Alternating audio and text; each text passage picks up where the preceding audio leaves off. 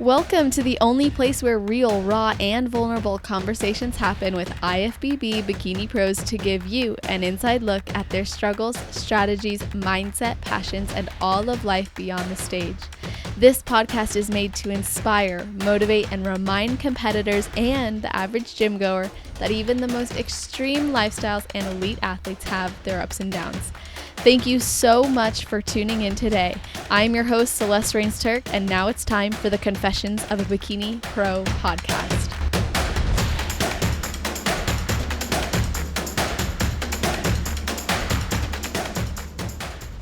Today, we are speaking with an athlete whose lifelong dream was to become a professional bodybuilder. At the age of 5 and surrounded by a fitness-forward family, she decided this would be her pursuit and built her entire athletic career around this. At 25, she competed in her 4th show ever and her first national show, Junior Nationals, where she realized that dream and secured her pro card. Her love of fitness spans well beyond the stage. After earning her MBA in 2021 and moving to Pensacola, Florida, she started her career as a medical sales rep and online fitness coach with the goal of shining the light of the gifts God has given her through her work, even after traumatic abuse from a person she never thought would turn on her. We're going to get into all of these things today. I'm so excited to welcome to the show, Emily Reber. How are you doing? Yeah, I'm doing great, Celeste. Thank you so much for having me. You are so welcome. I've been looking forward to this and glad we get to do it. So, I got to start by asking if there's anything you do, think about maybe a ritual you have right before your heel hits the stage. Celeste, this is the funniest thing. Okay, so I've been keeping up with you and your podcast since like 2018. Uh-huh. And it was one of my goals. Like, obviously, one of my goals was get my first Oh, word, but then, like, yeah. another goal was being on this podcast someday. And so, Mm. before I stepped on stage for the very first time, my first show in 2019, I remember standing there and I was like, you know what? If all goes to plan, I will be asked this someday, like what I'm thinking and doing right Yeah. now. And I'm standing there and I'm like, okay, come up with something, Emily, anything, just like something so you have an answer. Oh my gosh, wait, that's amazing. And then it was time to go on stage. So I was like, okay, no problem. Next time I got this. I'll come up with something. Same Celeste. thing. It's happened for all four. Oh my Oh, God, that's amazing. So you literally thought about Confessions of a Bikini Pro. Oh my gosh, that's awesome. I was like, you got to do something like say a prayer, do this, because I'll do all that stuff maybe like, I don't know, 30 to 45 minutes before I go Right. on stage, say the prayer, pump up, whatever. And before I go on stage, like, I mean, I don't know, I'm kind of like the problem. Like, I'm the girl, they're like, hey, where is number 30? Like, get her in line. No.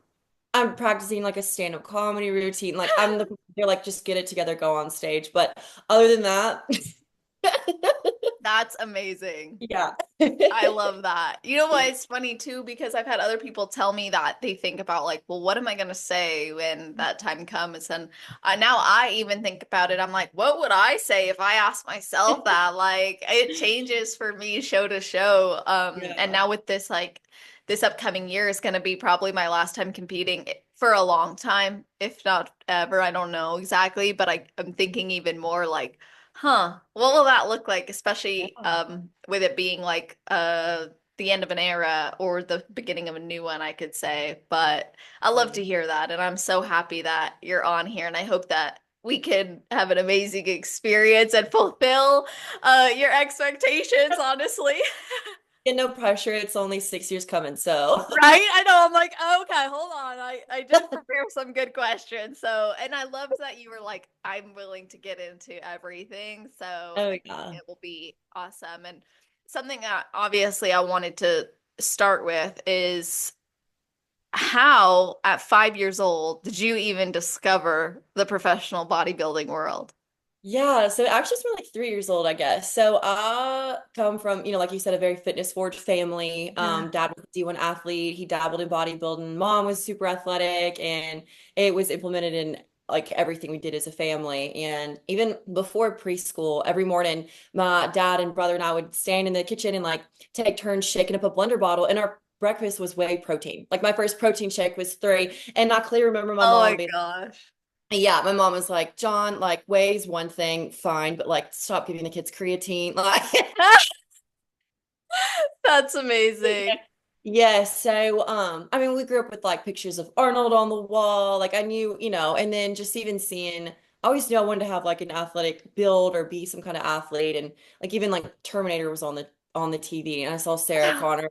That's the blueprint. Like I have to do that. Yeah. Oh, Yeah. And so yeah, I just knew, I mean, because bikini wasn't even a thing till right. we were in like high school. It was like 2013 or so. So, but I was like, whatever, I'll figure it out. I just know I want to laser in on bodybuilding. And it's like God put that dream in my heart and I was going to figure it out along the way. Holy moly. That was another question I had for you, which is the bikini division wasn't a thing, right, for a long period of time. And so then I was thinking about who was the model of fitness in that time frame before bikini came out. And then of course bikini hit the world of bodybuilding. When it did that capture your attention or was there still some I don't know if I'll do that division?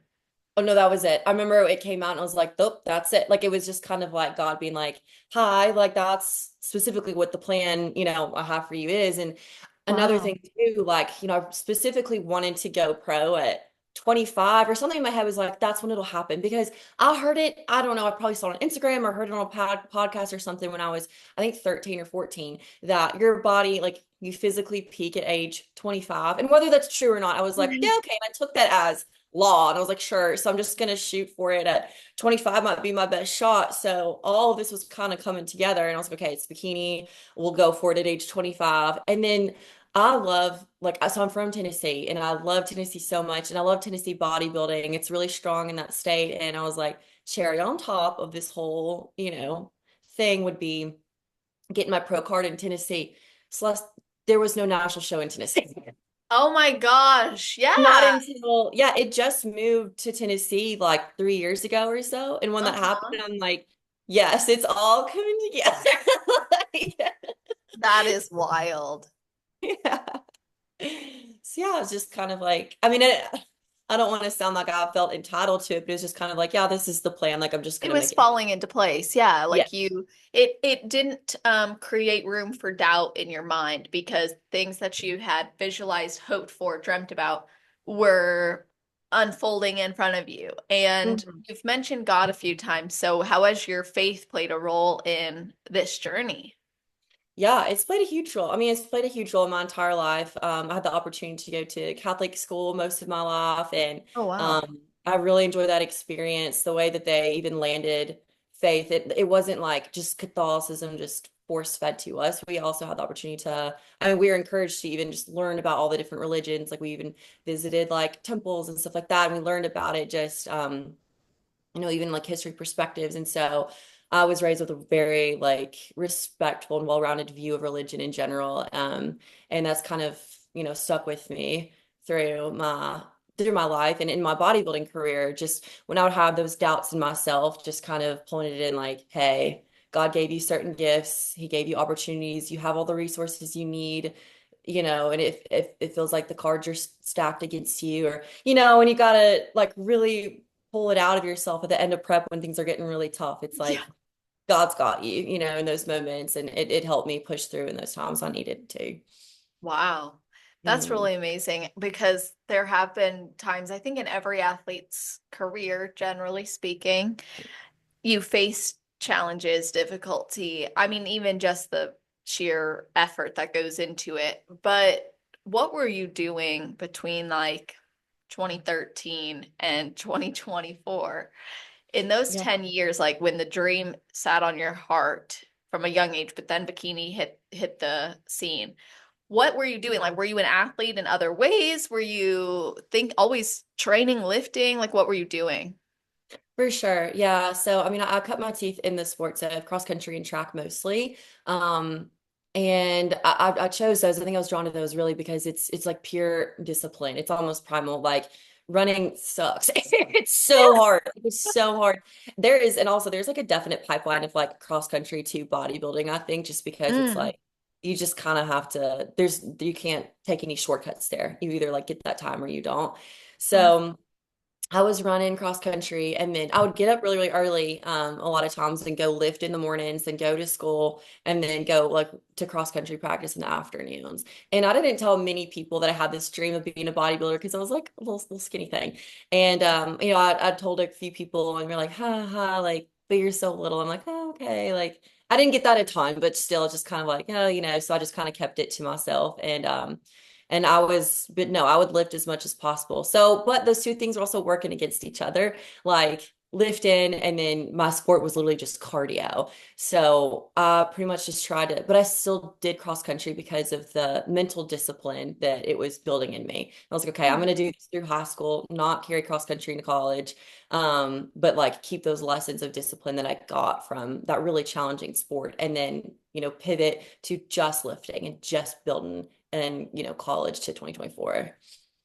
How did that commitment guide other decisions in your life, like through college life and high school life? Yeah, it helped me cultivate almost a militaristic like discipline, and implementing that in every area of my life and my career. And obviously bodybuilding is, it takes almost militaristic level of Uh-huh. discipline. Yeah, and it definitely gave me that leg up, and yeah, it affected everything for sure. Because I started young also, and I remember I honestly believe that although I got an eating disorder from it in the beginning, I also developed like the d discipline developed was incredible. And actually, I think that was a trait I always had, but bodybuilding allowed me to really utilize it. But it influenced my life positively in that I didn't engage in normal social behaviors, Mhm. drinking, partying, smoking. I just didn't because sport, like being a volleyball player and then pursuing bodybuilding, it wasn't aligned with that. I'm curious if you had similar experiences. Absolutely. Yeah, I was no fun in high school. Like, I know, same. I got a lot done though. Same, My parents, literally. yeah, no, I never snuck out, never partied, never drank, nothing like that. Because I mean, we had cross country meets at 7 a.m. on Saturday mornings, and Sunday was my only day to Mhm. sleep in past 5 a.m. But I chose that on purpose. Like I said, I knew it was building that discipline that I knew was gonna ideally carry me to a pro card, within the next 5, 10 years. So, yeah, no, definitely kept me on the straight and narrow. I mean, in Mhm. college, I pushed myself to be a little more well-rounded, and do more Yeah. extracurriculars and stuff, especially because I decided like I wanted to, I think it was my freshman year of college when I decided, okay, I'm going to compete for the first time my junior year of college. Like I was saving up, I was budgeting for it to be junior year. Made my class schedule around it. Like that was the plan. So that was like, okay, I got my freshman and sophomore year to be, pour myself into some other areas that I'm interested in. And yeah, like have fun, not wake up at 6 a.m. on Saturday and run a 5K. Not every Right. Saturday anymore. Yeah, but I think it definitely, yeah, probably got me closer to that pro card faster to stay locked in that early. Oh, for sure. And I think too, just the sheer focus and acknowledgement already in your head that discipline was important, whether Mhm. that was ingrained in you or you just saw the benefit of it, that's really incredible that you were like, okay, cross country's hard, bodybuilding's harder. In your mind, this is what you believe. So I'm going to stick with cross country to build me up to bodybuilding. And then you started. Okay, so you were obviously lifting before school, but then it's time to do your first prep. Was Mhm. it all that you expected it would be? Oh, that's a great question. There's such a steep learning curve to this sport. There really is. So there was still some things that caught me off guard a little bit, but I was lucky at the time. The guy I was dating, my college sweetheart, he was also a bodybuilder. He had competed a few years Oh. before me. And so he did an incredible job at helping shorten that learning curve and be like, hey, you probably didn't even think about this, but when you go tan, you're going to be in a room of like 10 naked women. Like, Yeah, it's like, yeah. literally. Yeah, little things like that. And he's like, here, don't forget to pack dryer sheets for your shows. I'm like, what do you do with these? He's like, you put them on your armpit. Like little things like that, I didn't or even know that, and I've been in this 10 years. wait, did Dryer you just sheets for your learn that? armpits? Yeah, because you know how you can't wear deodorant? Yeah. They'll So turn you green. put Yeah, that you on. do. Oh, interesting. Mm-hmm. Yeah, it's a weird sport. It is, that's for sure. Do So you there take was a blow that. dryer? What was Yeah. that? Do you take a blow dryer to your heels to help them fit? Oh yeah, I've done that before because Okay. I don't Okay. have to do it as much now because like Hmm. the shoe fairy heels, they don't seem to get as like painful, the Yeah. plastic, or Yeah. whatever it is. But I have used the blow dryer when I was using like the Amazon type shoes and stuff before them. And Hmm. oh my gosh, it made a huge difference. But now sometimes my feet will just get so hot backstage. Oh, I warm everything up anyway now. No, same. Like my feet are sweating so bad, I don't need any more heat. There, it's just gonna mold to the sweaty foot. Right? And then also you get so lean in a prep that if you like stretch your heel too much in your Uh-huh. actual prep, like the beginning, then by the time you get to stage, you're like, I need to freeze these things. No, literally. I was so some people say that like they're, you lose body fat on your entire body when you're getting lean. And some people say like they have to adjust their heels to make them smaller and stuff. And I even noticed like I had to tighten my hats during prep because Yeah. I yes. But the one thing that did not get tighter, Celeste, I don't know why God built me this way, but I got down to like 7% body fat for my first show. I got shredded, shredded. My cankles were still my body held on to fat in my ankles. I'm like, what is Wow. You're like, what was this about? don't understand like the survival reason for that, like through my bloodline, but I don't know. So no, Amazing. I don't have to tighten my shoe fairy heels. That's awesome.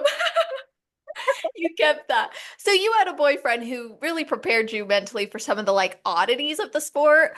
And Mhm. obviously, yes, bodybuilding, even if you've been in the fit lifestyle for a long time, the demands of the lifestyle are there is a shock, even when you commit to it. Now, how did your journey evolve with you from 2019 to 2024? Because there was a gap of time where you didn't see the stage.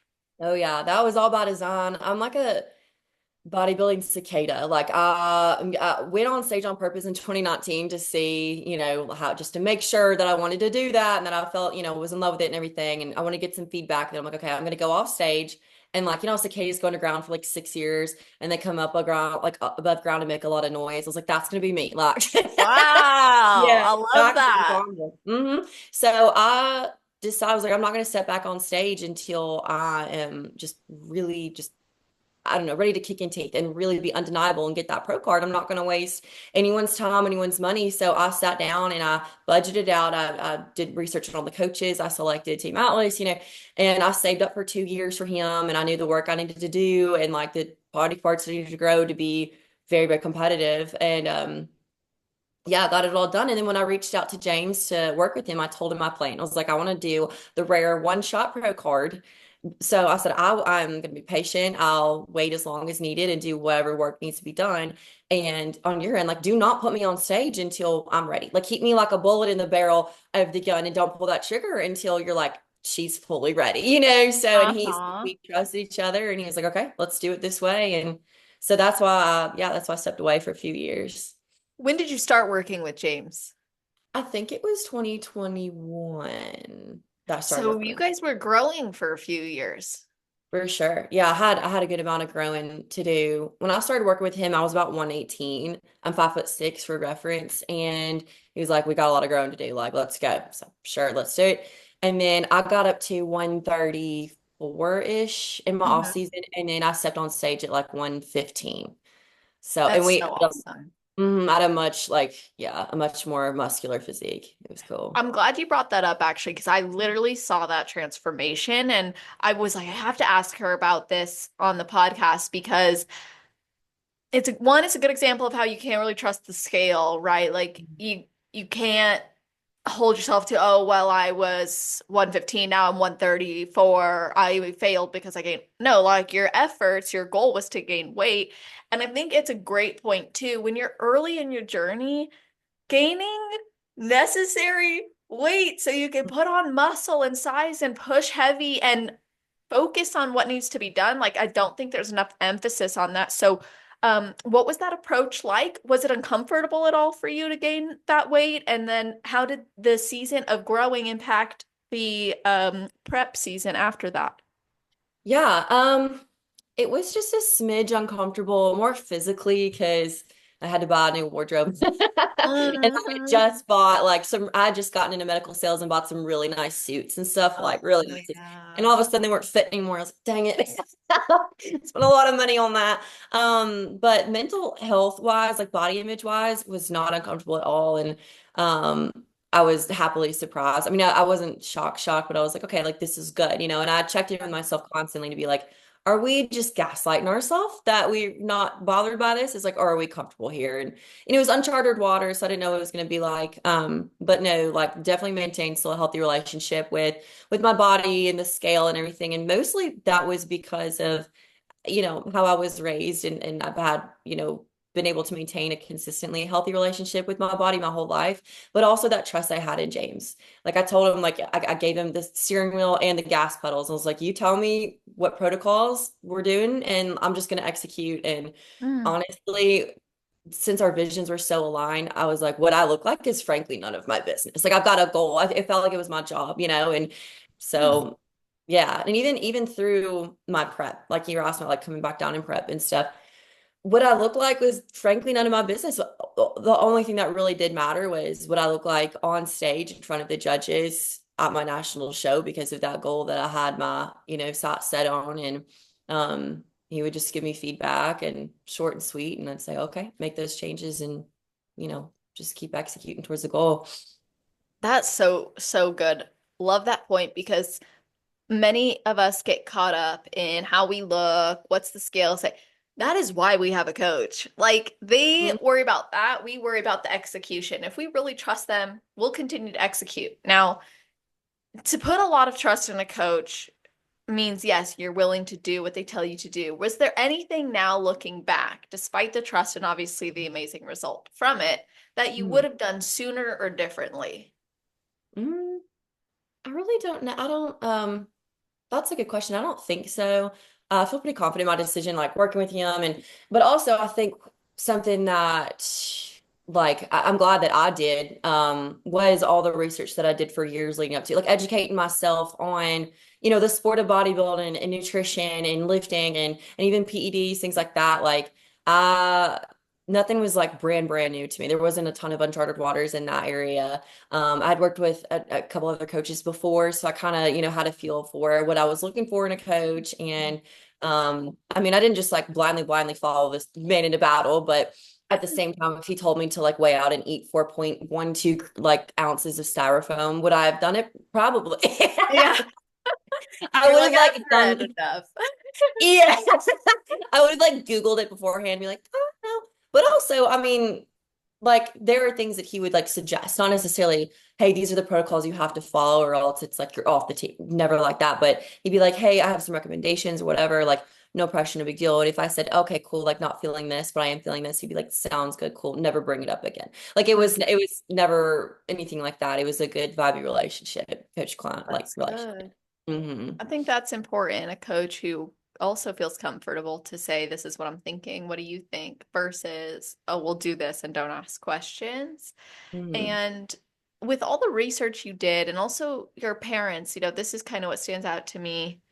Your parents knew what went into bodybuilding. Not every bodybuilder is a natural bodybuilder. Hmm. Most, especially in the IFBB, bikini even, is Hmm. not.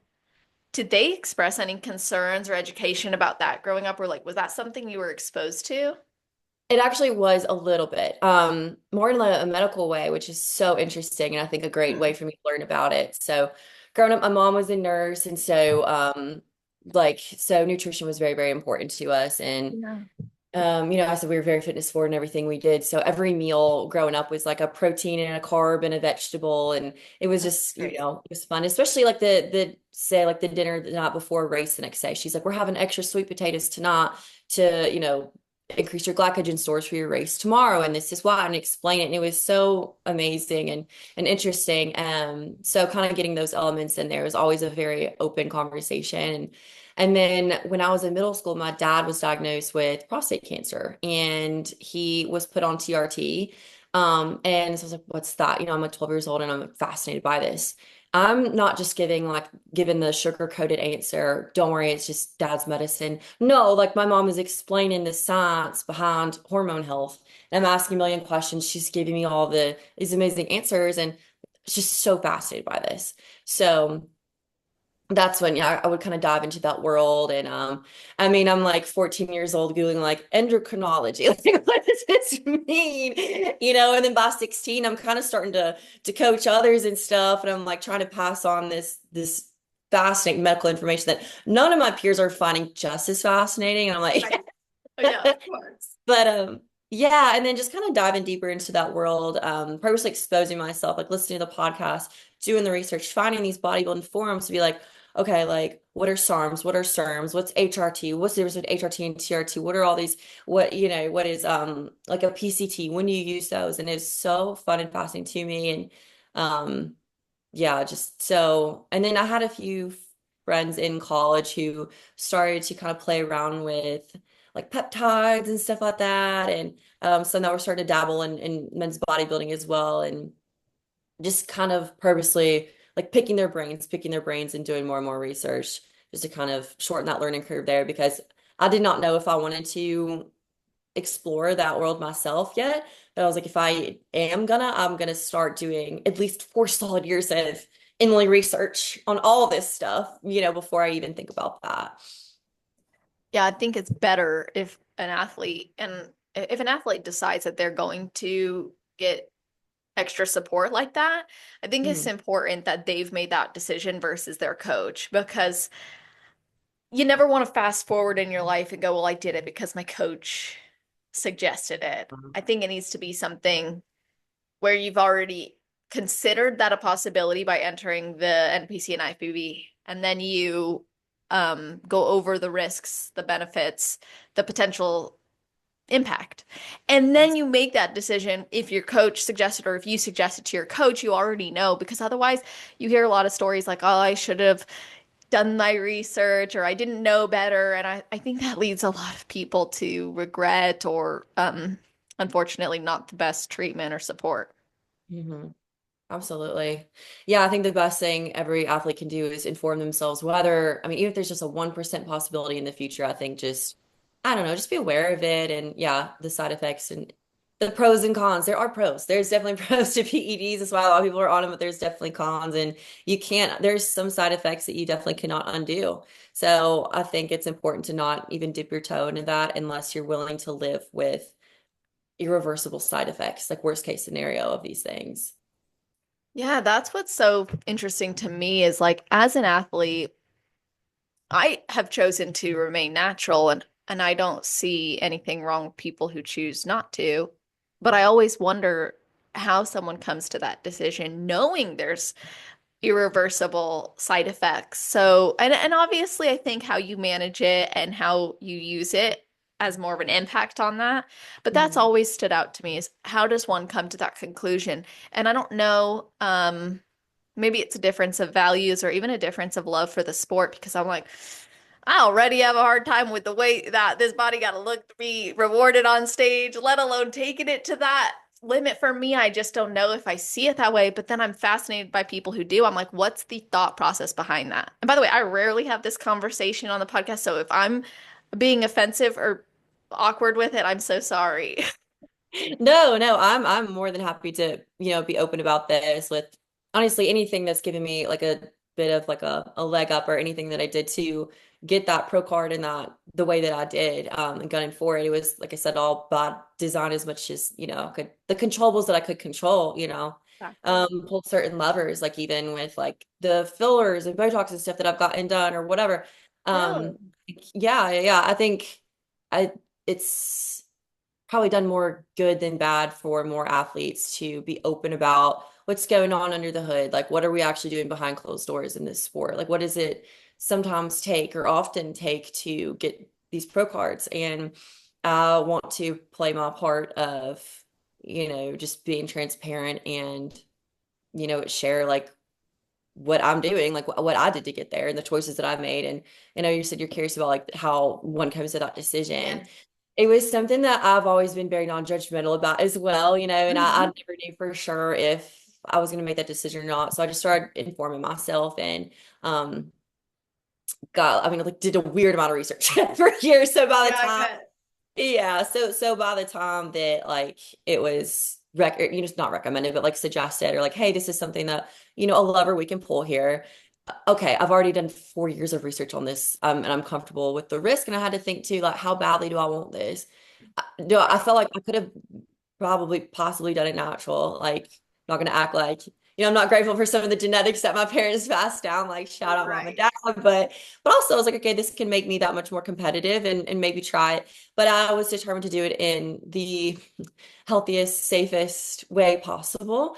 So I committed myself to getting regular blood work done. So I get my blood work done every 3 months. I learned how to read my own blood work. I budget to get that blood work done. I pushed myself to be very, very transparent with my coach and my healthcare providers on any potential side effects that I think I'm seeing. Which is not always like comfortable topics to say, Right. Yeah, yeah. And yeah, so just making myself self-aware about all these things and well-informed, and then making those decisions and then checking with myself very frequently. Like, does this align with these values? Okay, now that we're doing them, now that we started to, I started to take it was Allstream and LGD for their two SARMs. So start off with that and like baby doses. And I was like, wait, like I'm starting to see like a smidge of side effects. Like my voice started cracking just a smidge and my hair felt a little thinner. So I'm like, hey James, like this is what I'm seeing. He's like, oh, okay. Immediately like pull it back down. Made me feel really comfortable to like tell him stuff like that. And then we would kind of tweak it as needed. And again, like still never felt pressured to bump up the dose or try something new. It was more of an educational thing, which I think is great too. Like, hey, this is some information on this. Do your own research, no pressure. Let me know if you want to go for it. I'll, hold your hand through the rest of the way. And so I was starting to see some like really good benefits from that too. And so I grew real like yeah, I put on muscle a lot faster using SARMs, and we used them. We'd cycle them on and off. My liver, kidney, heart health all stayed in a very, very healthy place. The only thing that started to get a little like seeing some negative side effects when I got super, super shredded closer to the end of my prep was, like your thyroid and my sex hormones, which are like always tanked anyway. But those are things, and we've implemented things to mitigate those side effects. And then towards the end of prep too, we were behind, I think, just a little bit. So we implemented a tiny bit of cleanse, which obviously you're not going to want to do unless you kind of, I don't want to say have to, but like that's not, first line of defense, I guess. And then a smidge of tamoxifen too when I started hormonal birth control around the end of prep. So these are all just different things that I really do think helped me get that pro card. And I don't think it's by any means necessary, but but I did that pro cons assessment, crunched the numbers, made the Venn diagrams. Wow. I made those decisions, and I feel fine with those decisions that I made. That's so insightful because I think the big question you asked, which is how important is this to me? Mhm. And what's really guiding those decisions, like, and this is true competing, period. Doesn't matter what you're using or not using. Competing, period, is a high demand. It has a high demand on your system. Mhm. So when you commit to compete, you need to ask that kind of a question because no matter what, you're going to see an impact on your physical health and your body and mental health too. And that's something about boutique supplements that stands out to me is like the mental health side effects. And I I don't know that a lot of athletes are as comfortable as you in actually telling their coach about the side effects that they're experiencing. I think sometimes they might think that makes me less of an athlete than this person I'm seeing. Or what if that means I won't get the results that he or she said that I would get if I took these and I don't want to risk not getting the results. But then again, like if the side effects are happening, at what point does a person go, well, these side effects are to be expected and accepted versus these side effects are too much for my comfort and I should probably say something? How would someone determine that? Yeah, that's a great question. Seriously. Yeah, it's just got to come down to, I guess, just personal values and what you're willing to risk, if you're starting to see. hair loss. I'm fine with my hair thinning out a little bit. I'm just going to sew some extensions in, middle buff. But, and I had some like acne on my shoulders and my legs. I'm like, I don't, love that. But am I willing to risk my fertility if I start seeing my liver values going in a really concerning direction? Am I willing to risk potential irreversible liver damage? Like, no, those are my Right. non-negotiables. Yeah. So yeah, but I had to, those are things too that I like sat down and figured out with myself before I ever said, okay, yeah, let's go for it. Let's try the first drop of SARMs. And always think about vocal changes too, or any virilization, because for me as a podcast host, I'm like, I want to do it just for the sake of Yeah. my voice. I'm like, dang, like this is my voice. But then again, like I know so many women who've done their voice barely changes. I know the opposite can be true. So I've spoken with some different coaches on here, and they say that one of the ways they monitor that is like voice memos. So they have their clients send them a voice memo to track those changes. And I thought, well, that's really smart. I think it was Adam Atkinson, my coach, actually, who had talked about that. And I was like, that's a really smart thing. And even things for like the female organs that change, he was like, I will encourage them to keep track of that and communicate if anything gets larger or bigger or in a way that they don't want to see change. And these are uncomfortable things, like you said, to talk about or address. But if they go unaddressed or untalked about, there's so many vulnerable people, I think, who don't consider those potential risks or even know about them. Absolutely, absolutely. It can be uncomfortable. That's why it's so important to choose a coach that, you have a good relationship with, that there's mutual trust there, but also you have to push yourself. And I think that something that helped me, I mean, not only am I like a little painfully blunt sometimes.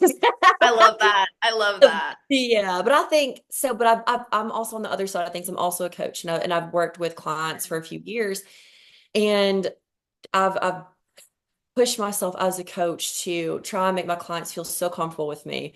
I want them to be able to come to me with absolutely anything. And I've built some incredible relationships that way. I mostly work with girls around my age too. So that kind of helps. You can be a little more like, hey, girl, what's up with them? A little more of a familiar relationship, a more natural relationship with them. And it's so, I'm getting goosebumps right now. Like it makes me tear up thinking about how close you can get with your athletes if you set that right tone and you have that mutual trust and respect there and familiarity. I mean, I've the things that some of the girls that I've worked with before have told me are things that they're coming and telling me maybe before they even tell their boyfriends, or there's like big life changes. Sometimes I've been the first person that's found out that, hey, my boyfriend just cheated on me. Hey, I had to take Plan B last night. Can you explain what that means hormonally for me? Hey, Emily, I had to get an abortion this week and I'm tore up, but I can't afford my payment this month, whatever. And that is so special to me. I take it so seriously, but also it helps me coach them when I know what's going on, when I can see, I'm like, hey, I see something in your biofeedback. You're going through something. If you're comfortable, let's jump on a phone call. Like, tell me what's going on, girl, so I can help you through this. So it helps me as a coach. So I want to help my coach help me, and it's only going to help him coach me and tweak my protocols as accurately as possible if I'm like, hey, this big life thing is happening, or sorry if this is TMI, but da da da. And then it's on the coach as well to foster that openness and be like, Emily, no such thing as TMI. Describe your menstrual cycle in even more detail, please. Like it Right. really does help. Yeah. Oh, that made my I felt tears welling up a little bit because I was thinking about the unfortunate side of some people don't feel comfortable or safe enough to talk to their coach about those things.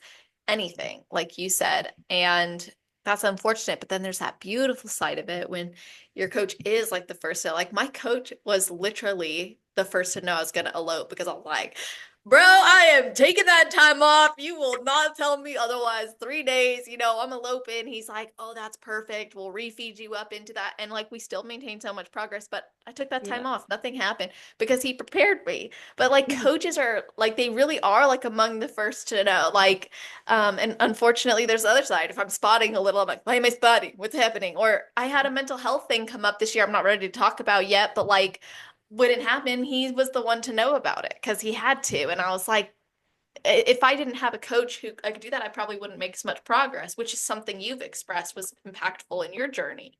Mhm.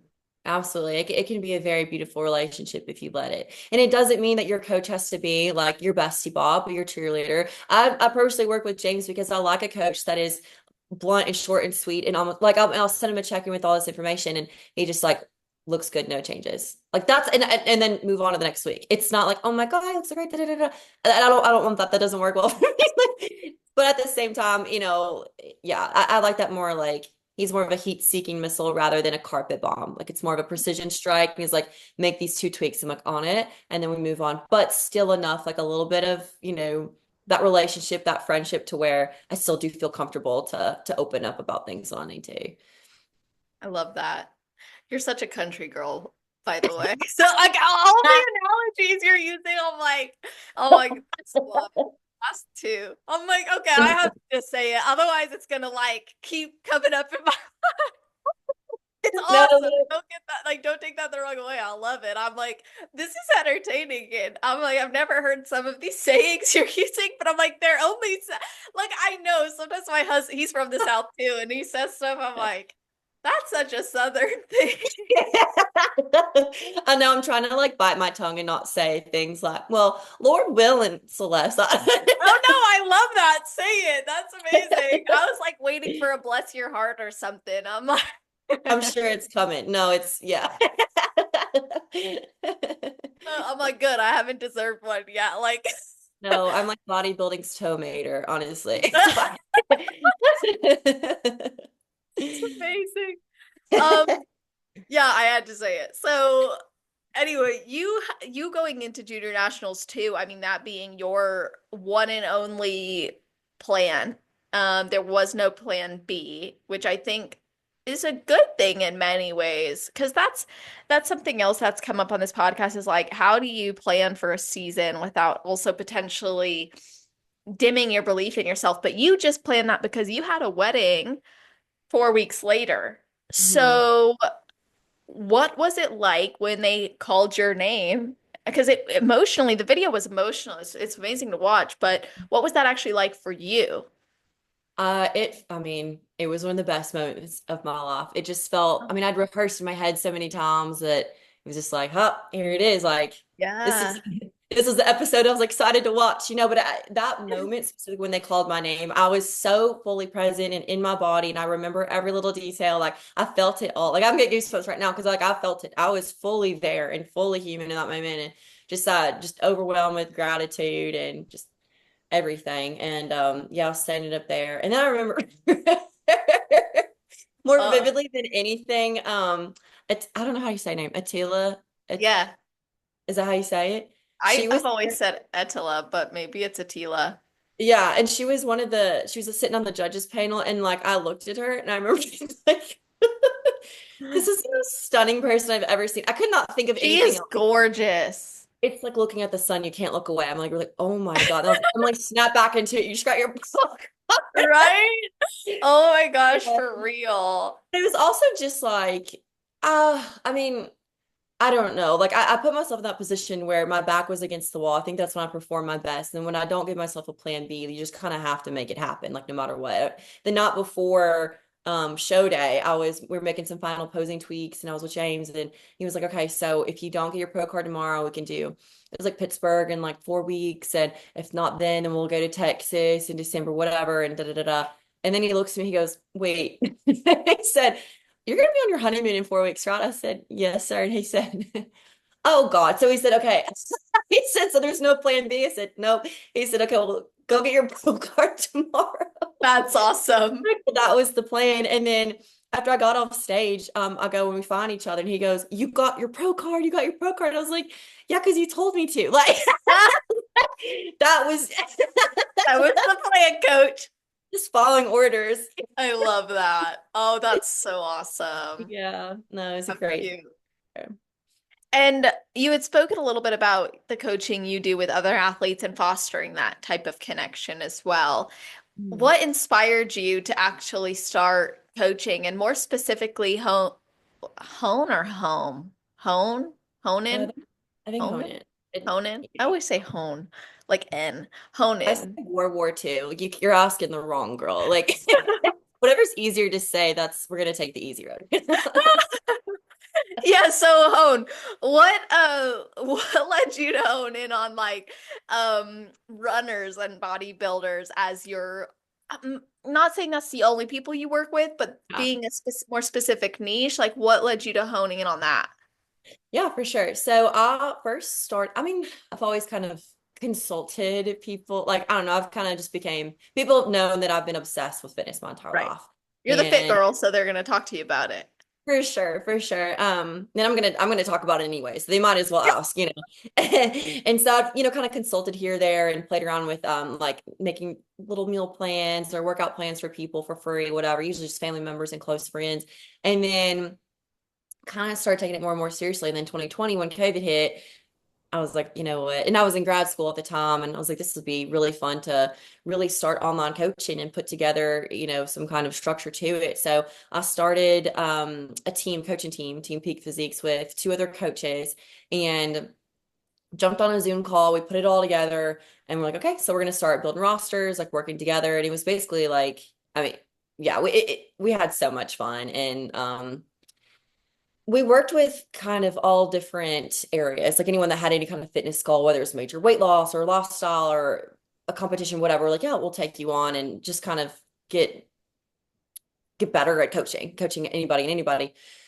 And then roster got really big, and then I purposely kind of like skinnied it down because I had one bodybuilding client, my first bodybuilding client in 2021. And bodybuilding coaching is a whole different beast from lifestyle. And when I realized how much, I mean, I pour myself fully into everything I do. Everybody, yeah. Absolutely. But I was like, especially this girl needs so much of my time and attention. I mean, I'm on call for this girl. I'm in the trenches with her. I'm going to pour my heart into this. So I was like, if I'm putting so much into this girl, like I've kind of got to really focus on this.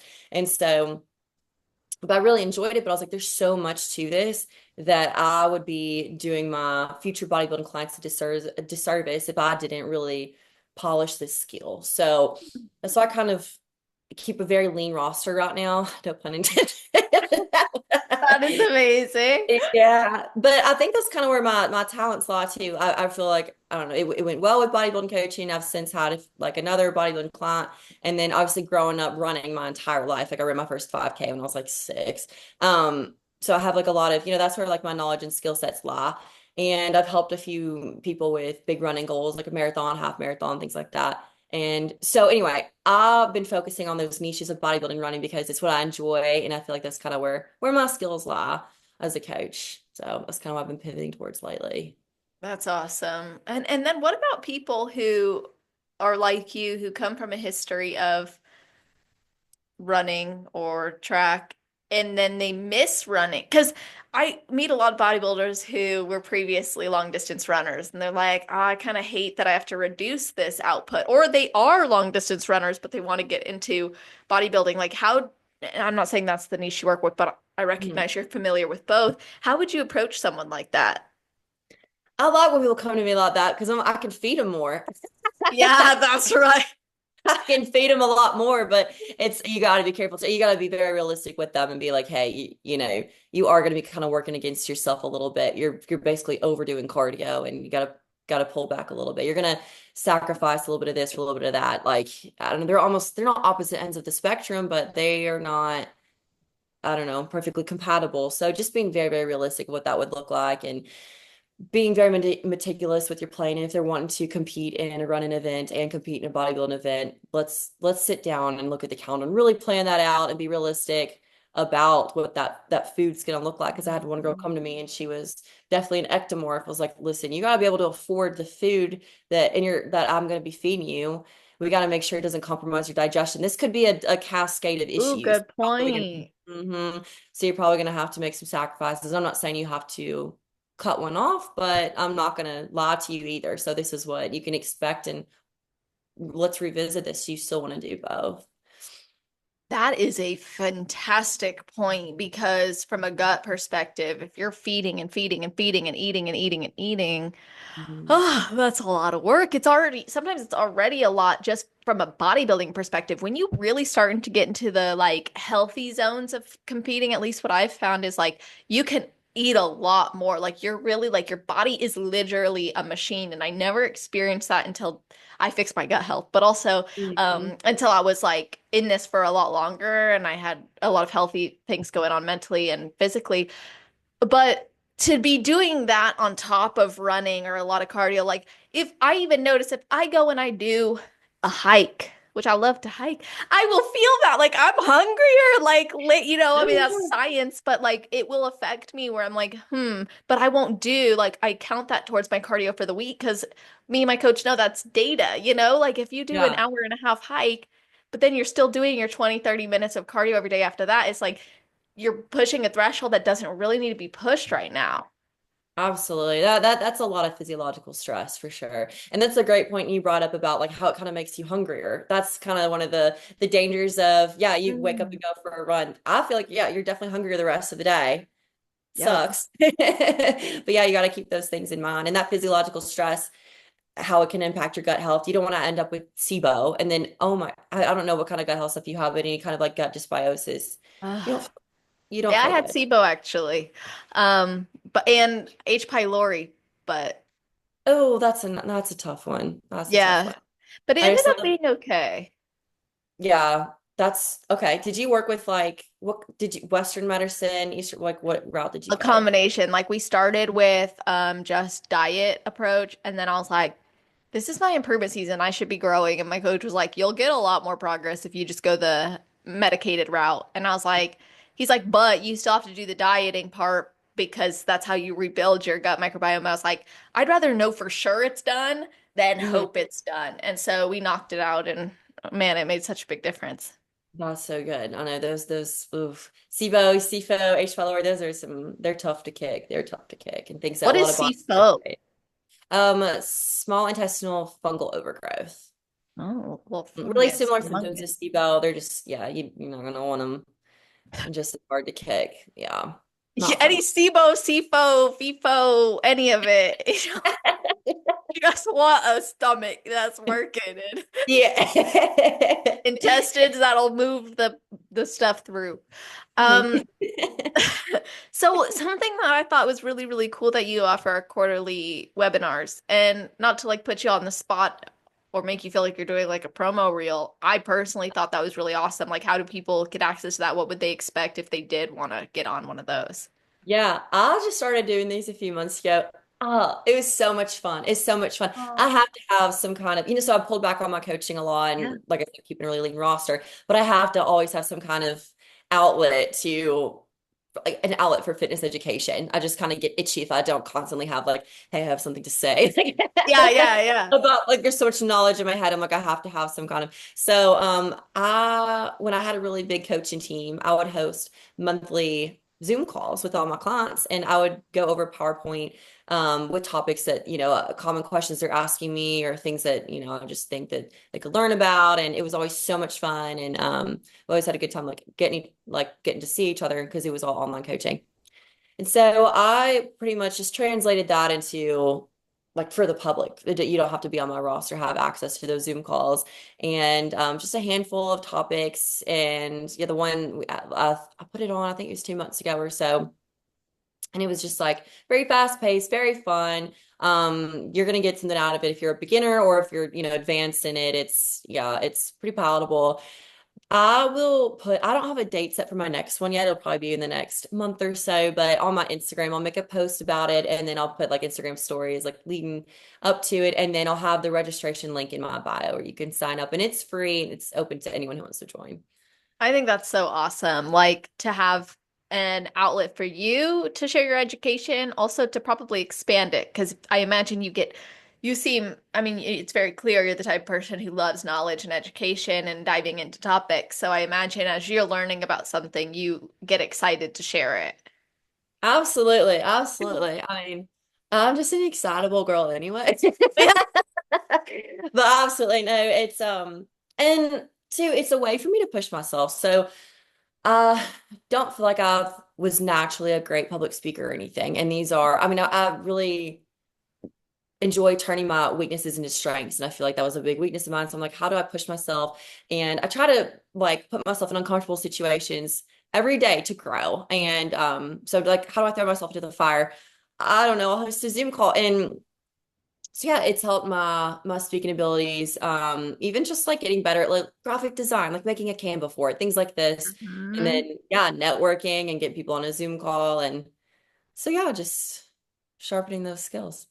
That's so awesome. And daily discomfort is something I think more of us need to cultivate. Aside from exposing yourself, to things that challenge you, what are some of the other things you do for your mental toughness or resilience that you clearly have? Um, it's a good question. Definitely, I mean, the biggest thing, like I was saying, is I do something every day that scares me, that makes me uncomfortable. I think something that's like, I don't know, I'll do some things physically to make myself more mentally resilient. Like obviously we're bodybuilders, of course. We're Every day is uncomfortable somehow. yeah, we're a little masochistic and we're unpacking this in Literally, therapy. Like, literally. it's fine. Yeah, I think, but even just pushing myself physically lately, like my big like physical goal lately has just it's going to sound more dramatic than it is, I'll explain, but just being harder to kill. And what I mean by that is like I think it's very important for every human to be able to at a moment's notice get yourself out of any kind of situation, like be able to run and jump and swim and fight or climb, whatever. And as bodybuilders, like I don't know about you, all I want to do is just lift weights. I want to pick up the heavy things and put them back down. I love that. Yeah, but now I'm like training like Rocky. I'm like jumping rope in the corner of the gym. I'm like doing backstrokes. I don't even know how to swim. I'm figuring out. I'm watching a YouTube video. I'm like, we're gonna figure this out. Wow. I'm signing up for jujitsu. I'm signing up for ballet. Like I'm just doing all these things. And like I don't want to do those things. Like this not Not passionate about it. no, well, yeah, it's just not fun. It's uncomfortable. I don't know what I'm doing. It's embarrassing, whatever, but it's like it makes you that much tougher every single day. How is that affecting your bodybuilding journey right now?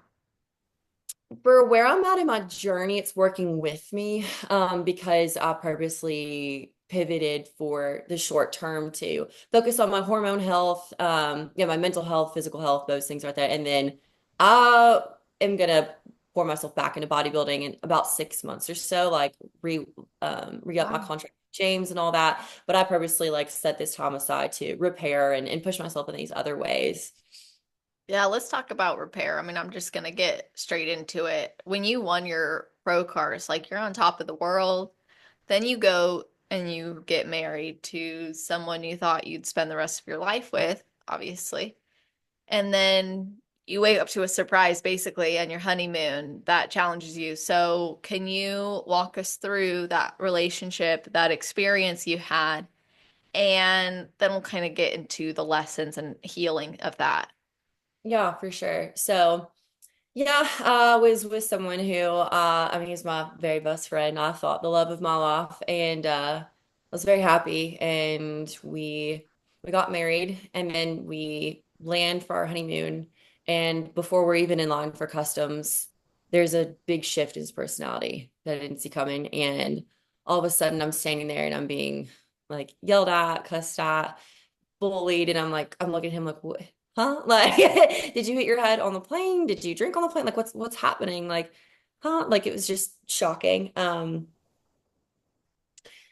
And it got worse like every hour, every day from there, unfortunately.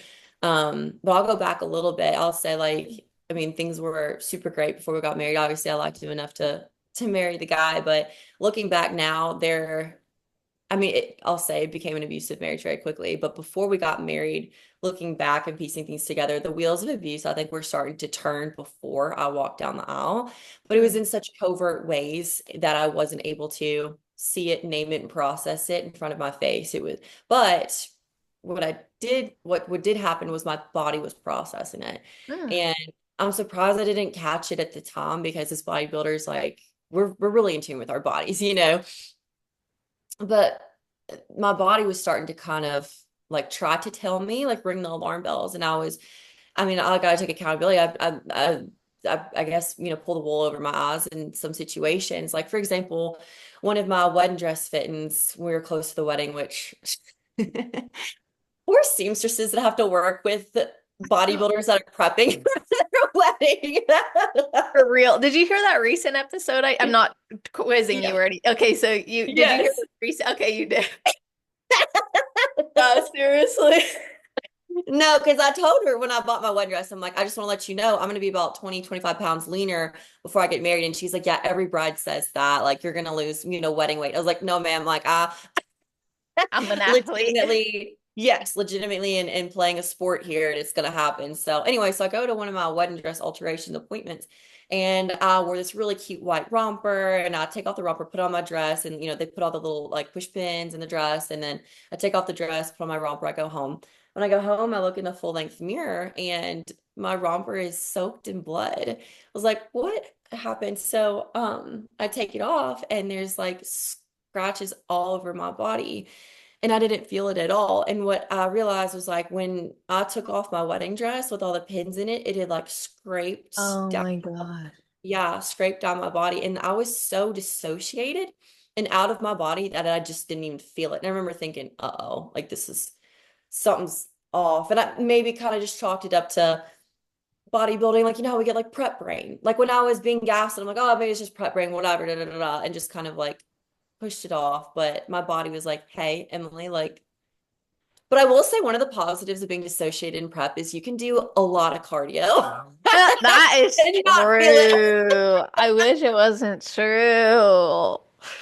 45 minutes on the Stairmaster, physically there, mentally, no. Gone. Where the 45, like the Stairmaster stops on its own at the hour, you're like, wait a minute. The lights are off in the gym. Hold on. Yeah. Yeah. So no, so anyway, things were happening. I guess it just wasn't clicking. But then we're on our honeymoon and uh I mean, it was getting worse and worse, and it was just being, I'd never seen these sides to him before. And I was trying to wrap my head around it, like, hey, are you okay? Like, I was really concerned about him, Yeah, I like, what was bet. going on? Yeah. And I mean, it was like day 3, and I'm like crying my eyes out on the bathroom floor, just like, what is going on? Like, why am I being just torn to shreds by this man that I just is so excited to marry. And I'm really just crying like I just want my mom. And I look up and he's like smiling with this look on his face like gotcha. And I'm like, what? What? Mm, Like, who did I just marry? I have no clue what's going on. And it got so bad.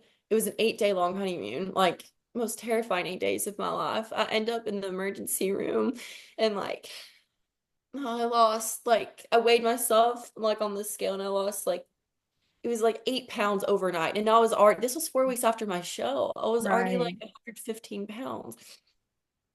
I'm in the emergency room. And like my organs are like shutting down. They're like, we don't, all my blood work showed was like there was so much stress and inflammation in my body. I legitimately thought I Mm. was gonna die at like 2 a.m. in a third world country and in a hospital. And like I didn't know what to do. I just want to go home. I just want to go home. Maybe it'll all be better then. Maybe this is like a bad dream. I don't know. So we get home and it's like maybe once he's back in a routine, like whatever. And it just gets worse from there, unfortunately. And I spent a majority of the next few months, like most nights I spent like locked in closets and bathrooms and being trapped in like my own car. Like there's claw marks on my dashboard and like my bones in my hand are messed up from trying to escape like my own vehicle. And Because he trapped you in there? it was like speeding, like going like 90. I'm like begging to be let out and like yeah, and like I can't open the door at this speed. Like I'll literally die. Like what do I do? Or just yeah. Um it, I was just trying to just figure out what was happening. Like why is this sudden personality shift? And I've since learned and burned through 8 therapists, mine, his, and ours, that it ended up being a personality disorder that it's a Mm. characteristic of that. I don't know if you know much about narcissism, but it's a Oh yeah, I know. beast. I know And it both from a DSM standpoint and from a personal standpoint. So I've met a narcissist and it's horrific actually. So I'm so sorry. It sounds like what you endured was incredible abuse. Incredible abuse.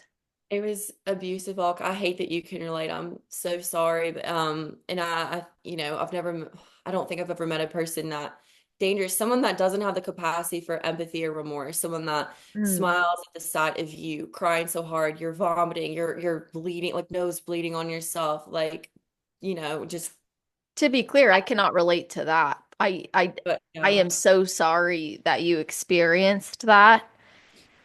And to go through that by the hand of someone who was your best friend, like the fact that he was able to play this part, he almost sounds like a sociopath as well. I don't know. It just not trying to diagnose him or anything, but like it doesn't sound like he was at all mentally well. But I'm more hurt for you that this was your best friend who you it was committed a life to.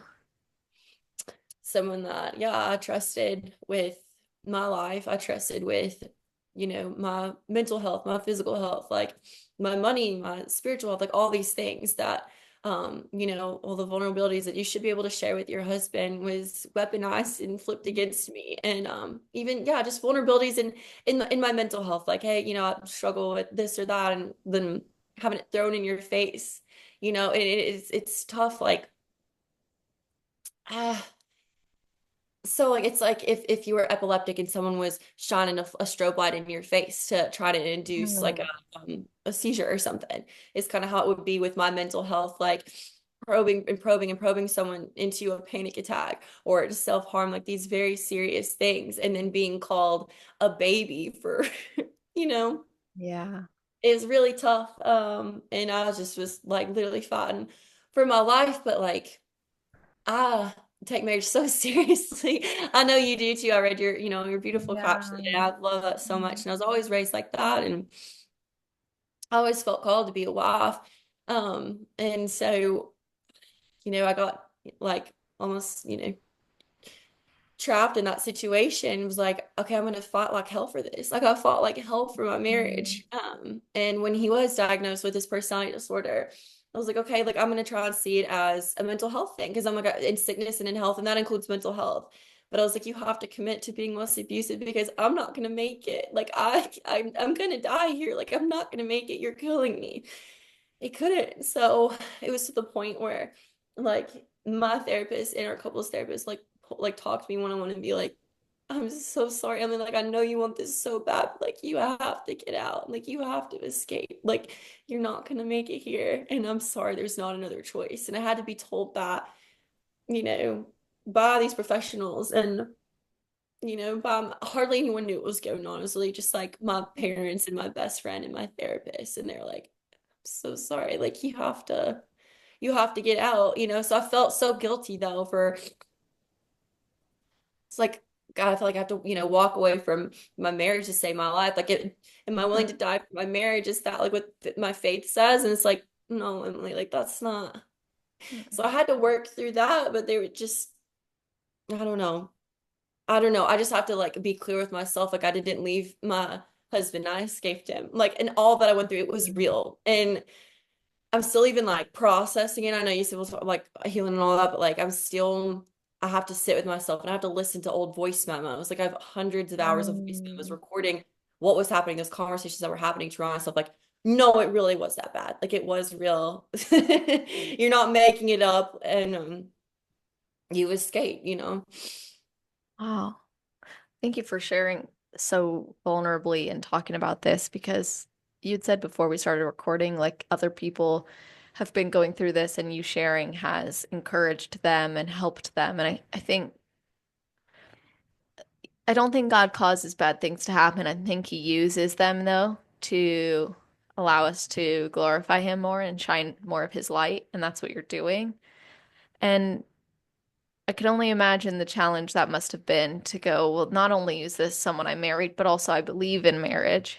And you thought that, I'm going to do the best I can. And you're such a kind heart, which is probably why you were even more vulnerable to be a victim. Not that someone who's not a victim isn't kind or not any of Mhm. that, but when you're a victim of something like that, you do want to resolve it, fix it. You think you almost get convinced it's something you're responsible for. Oh Um, yeah. and it's like your fault that they act like that. What led him to get diagnosed with a personality disorder? Because that's so rare, unless a spouse or a family member brings them in. Yeah. So it started like, well, it started with me and my therapist. So, because he was telling, like, he would say, you're so this, you're so that, like, a baby, a bitch, idiot, useless, selfish, whatever. Hmm. Um, and I'm like, I mean, at first, at the very, very beginning of our marriage, I'm like, oh, okay, first of all, we don't, we don't talk to each other like that. Like, let's, we respect each other. Like, we're not, communicate with me though. Like, tell me what's going on. I've never in my life been called the B word. So I'm like, hey, like, did I hurt you? I'm so sorry. Like, please explain that to me. I wasn't given an explanation. I was just called more names and stuff. And I'm like, okay, well, if it's something I need to work on, like I want to bring the best version of myself to this marriage. So like just talk to me, educate me on like maybe I can change a few things and Hmm. whatever. And then I started working with my therapist, or I was working with my therapist, and I would go and I would start a session like, hey, today I want to work on being a more selfless person, or I'd bring up like, oh, well, can we maybe explore like this mental health thing that I think I might have? And then it was a few weeks of that or like a month of that. And he said, hey, Emily, listen, I love your commitment to growth, personal growth, and that's great. And there's always, things you can work on. But he said, you show up to every session with like, you think you have a new diagnosis or you want to work on something, then I'm not really seeing you. He's like, what's actually going on? He's like, is someone telling you this? Is someone telling you these things? And I Hmm. finally broke down and I was like, yeah, like I wrote down a list of the things that I was told just in the past 5 days. And I read them out. And he was like, oh no. He's like, Emily, this is not like this is so that's verbal abuse. He's like, none of this is constructive. Like he's like, either whether it's true or not does not matter. Like this is we need to talk about this. And so I opened up and told him what was actually going on behind closed doors and how like terrifying it was getting. He was like, okay, like this is really bad. Like this is scary. And it sounds like he's like, obviously I can't diagnose him. He's not my patient. And that's whatever. But he was like, it sounds like he has a lot of traits of narcissism and ASPD, which is like antisocial, which psychopaths, sociopaths, right? I was like, okay, so I do all the research. I mean, I feel like I have a PhD on cluster B personality Dude, disorders. I was about to say you probably Because you're unfortunate like, amount familiar with that now. yes. Oh, and it's a very interesting. Dark triad. Oh my God, scary stuff. Very scary stuff. So I was like, I think this is what it is. So I brought it up to my husband at the time. I was like, okay, so I think this is what's going on. Because I'm like, I want to help you. Like, obviously, I need to protect myself, but I'm like, my priority is like, I mean, I'm your wife. Like, I want to help you through this. It seems like you're going through something like mental health wise. It's because it's such a big shift. And he was like, don't call, like, I wasn't able to say the word narcissist. He's like, well, I've been called that before, and it was basically like a slur. He was like, you're not allowed to say that. It's like, okay, this is a problem. Yeah. Like this is really bad. So anyway, like the like towards the end of our marriage, he said that he would work with me to do the type of divorce where you both sign the papers and he would like agree to it basically Uh-huh. if I went to a few couples therapy sessions with him. So I was like, okay. So we go and the therapist was like, hey, before I speak with both y'all, I want to speak to y'all one on one and like get your individual, just talk to individually. So she talks to me, we sit down, and I'm like, okay, she's like, she said, just tell me what's going on. And I still sugarcoat it to her. I don't tell her like the full story Of because I'm course. still like, yeah, protective of this person. Like, I don't, I feel like I'm betraying and whatever. So I still give her like the light version of it.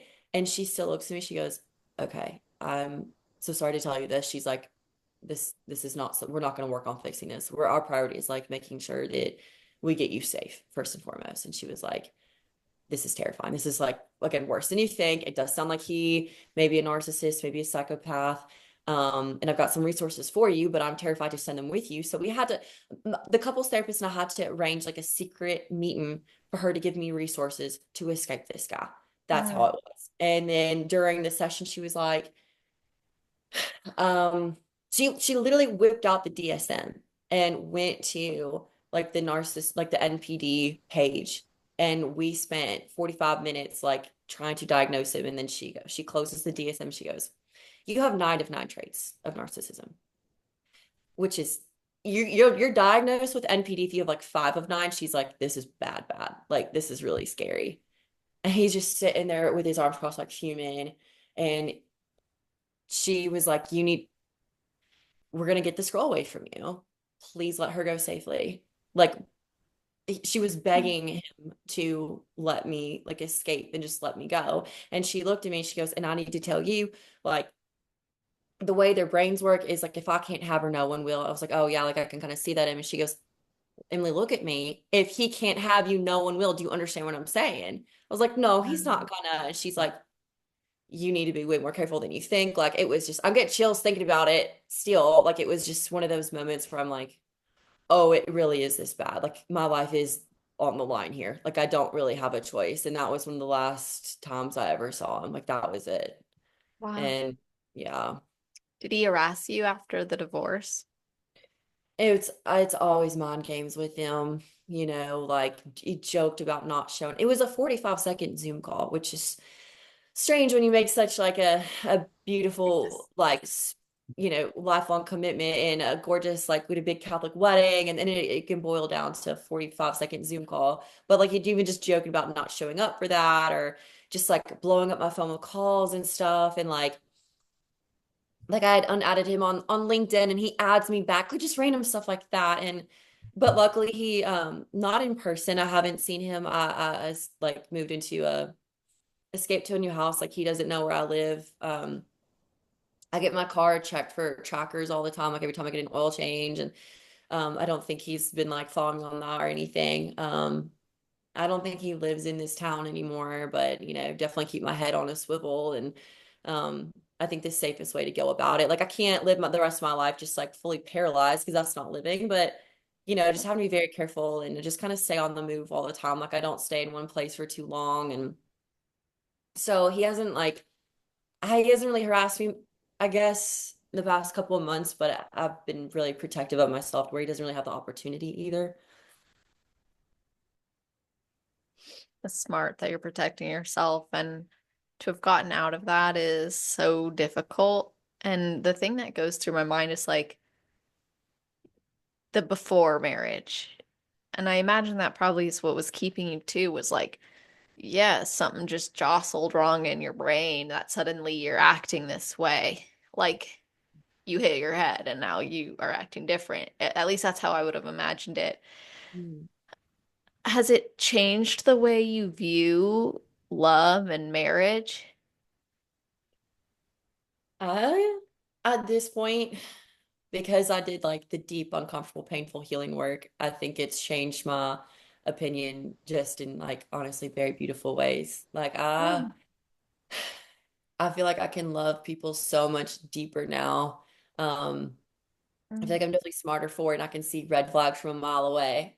And I see people more for like, okay, I see your green flags, your yellow flags, and your red flags, but I don't know. I feel like I can pour my heart more into people now, mostly just because the biggest lesson of being of like, okay, life is so short. When you're in a life or death situation, it's like looking down the barrel of a shotgun and being able to walk away.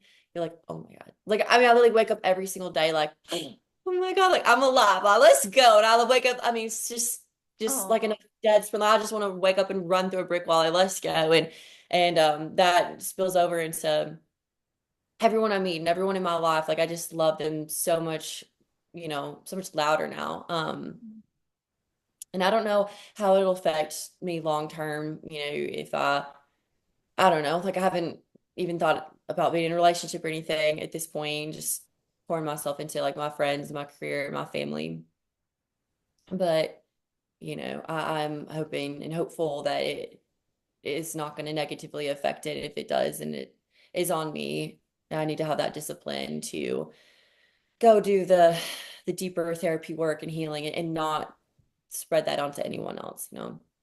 for sure. I think you had used a good term earlier too, like the wool over your eyes. It's like once you remove that and you start to see like a lot of the patterns that were there, it almost Mm. reveals to you some of your own idols. I don't know if that happened for you, but when I got out of the relationship I was in, that turned and was very not great.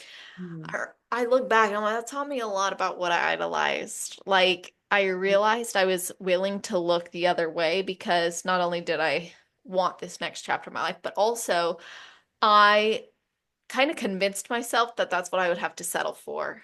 Yeah. Not because I wasn't worth more, but because I didn't think there could be better. Yeah, 100%.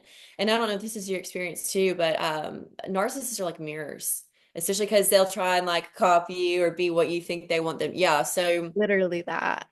absolutely. So it called me out. And that was one of the reasons I think, initially attracted to him because he was one of the first people that would kind of call me out on stuff. And at first it was definitely in more respectful ways and stuff. I'm like, oh yeah, like I need someone to be like, Emily, we're not doing this, And Mm. um so it made me look at myself and that's what encouraged me to start going to I started going back to therapy. Like when we were first dating, there weren't even really any big problems. I'm like, ooh, like this kind of revealed something in me and I'm seeing in this person that I'm choosing to love. And I want to, scrub that out of my personality. Yeah, I don't want to carry that into my engagement or Huh. my marriage. I don't deserve that. He doesn't deserve it.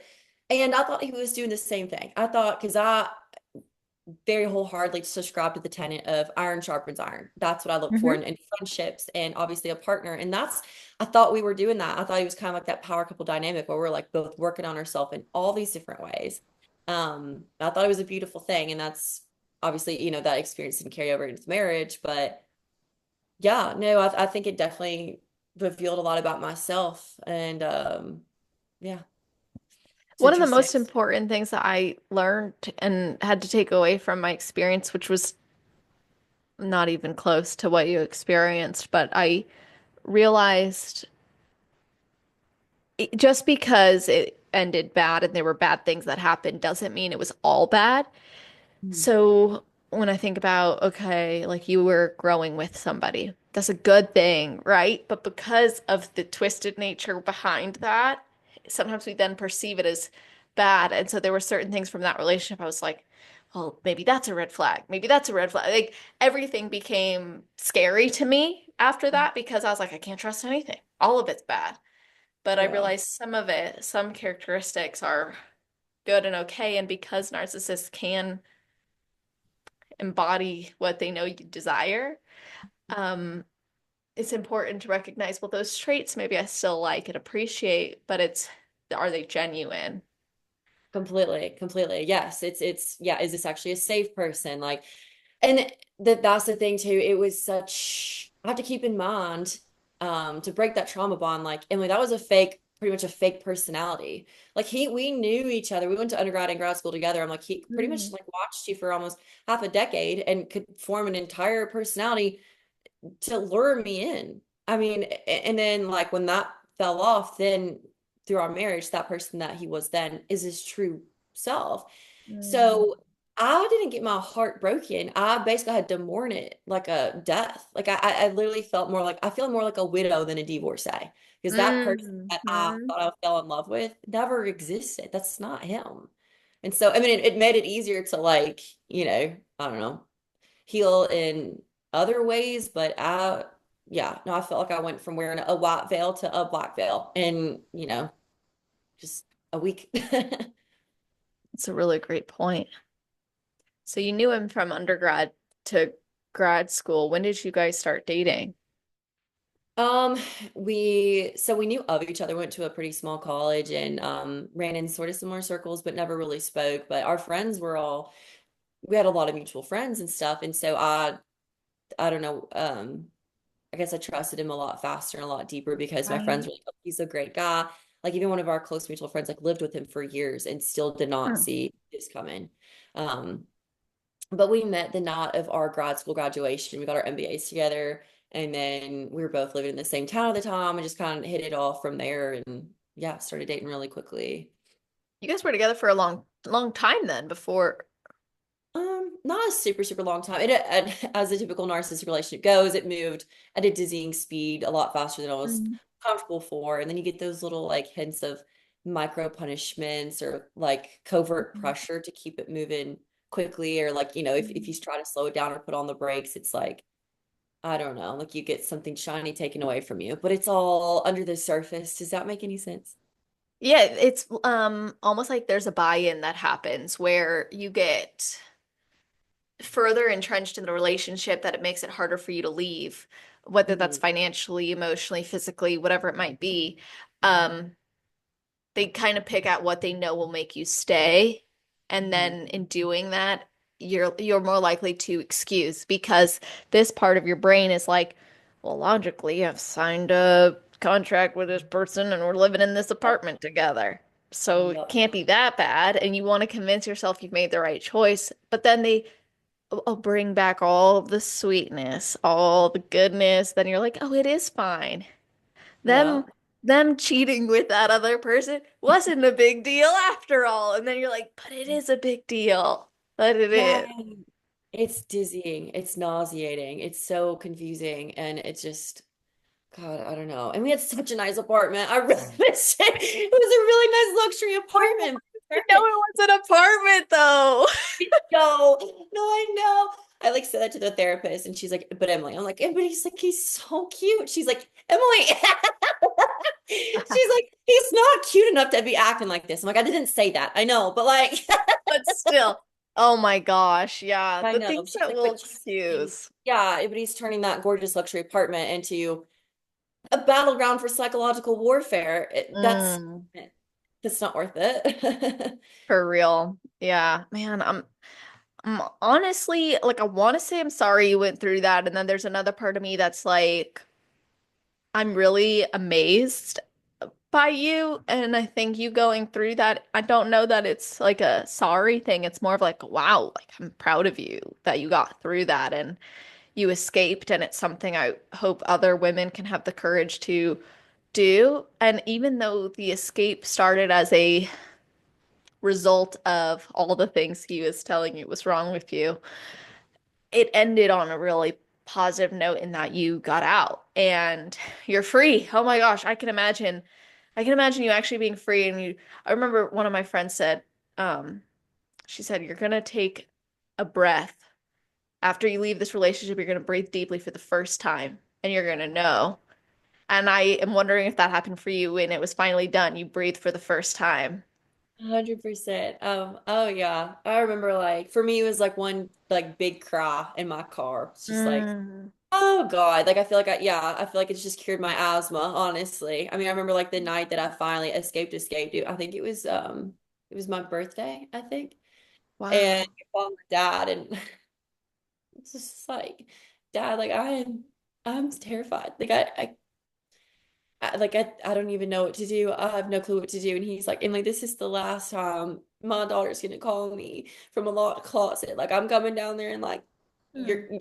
we're getting you out of there. Like, you have to get out. You have to escape. And so I left that night and I just signed a lease on this new house I'm in, which I love. It's a little pink house. Mm. It's a little Barbie dream house. And all I had is started completely over at 26 with an air mattress, a water bottle, a blanket, and my two stuffed animals, and just, you Mm. know, cried myself to sleep. But I woke up and I was like, there's no eggshells on the floor to walk on, like, Wow. and okay, like there's so much to go from here. Like I still had to go back and get a lot of stuff. And so I was like, but I like have a safe place. Like there might be life on the other side of this. Mm. And we're gonna have to start all over, but we might be able to do this. That's beautiful. Oh, that's resilience, really. I mean, you speak to the human spirit of continuing to go forward. And I don't know why there's people like that, honestly. I don't understand it. I don't get And it. I hate that you went through that. Yeah, I appreciate it. I just, yeah, I did it. It sucked. Let's just say You are it. so It shouldn't sweet. have Like, and you've happened. got this heart of gold. You radiate this sunshine and sweetness that it's like, I'm so glad. And I don't know, I'm only just meeting you, but I don't know that if your smile was brighter before, but you have such a bright smile. I'm glad it wasn't dimmed, or isn't dimmed anymore if it ever was. No, for sure. I definitely that's a really like interesting, like specific thing that you said because when I wasn't telling anyone what was going on, but I was in the thick of it, like things were really bad. Mm-hmm. My family and close friends noticed that something was wrong, and they all said the exact same phrase. Like none of them communicated, but they all said, "Emily, it seemed like you lost your sparkle. Like you just didn't have your sparkle." And then like now, when I'm happier and healthier than I've ever been in my life now. And like I just saw a lot of my family and friends at Christmas time a few weeks ago, and they all say the same thing. They're like, "Oh, you're sparkling, like you're shining, like you're glowing." You know what I mean? And it's like, Mm-hmm. oh, okay, like it's just these little intangible things that are either there or not. You can kind of see it in someone's eyes, like looking back at pictures, when you're going through a hard time. I don't know if you can see it like in your face. You're like, I Yes. look so stressed.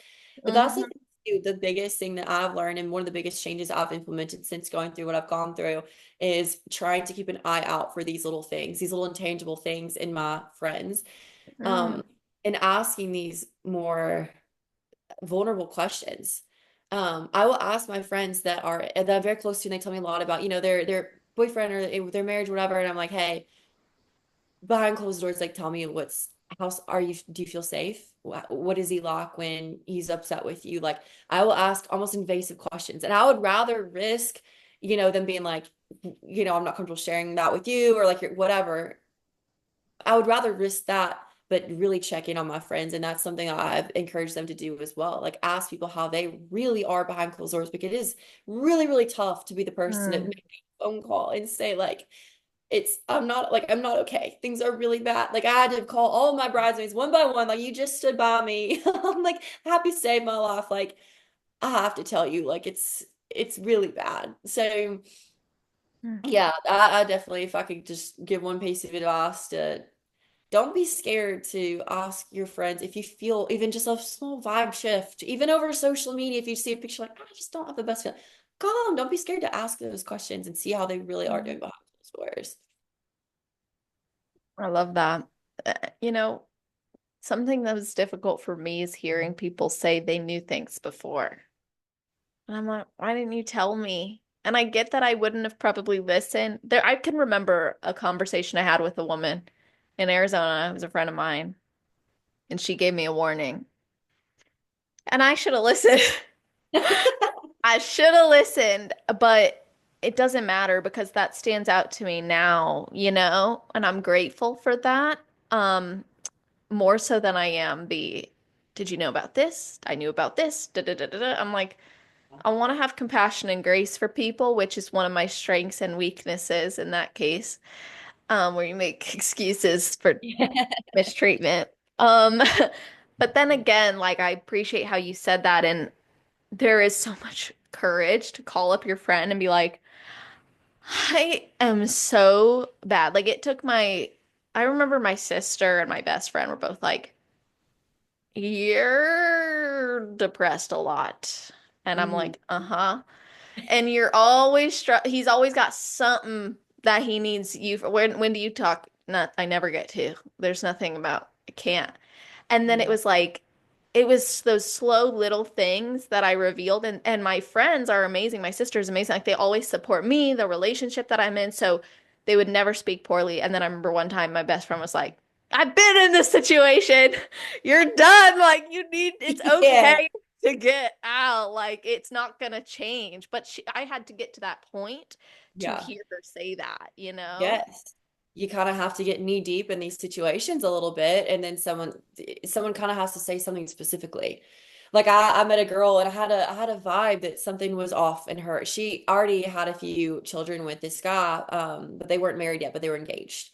And I said, "Hey," I just had a weird feeling about him, and I've known this girl for years, and I was like, hey, have you found yourself kind of like, not really planning your wedding anymore? Like little things that in hindsight, like I was looking back and I was like, found yourself just kind of avoiding wedding planning. She's like, yeah. And I said, okay, when you cry, like, does he ever just stare at you or smirk a little bit? She's like, yeah, I kind of does this. And then I would ask little questions and she started finishing my sentences. And I was like, hang on. I was like, hey, I just want to tell you, you don't have to marry him.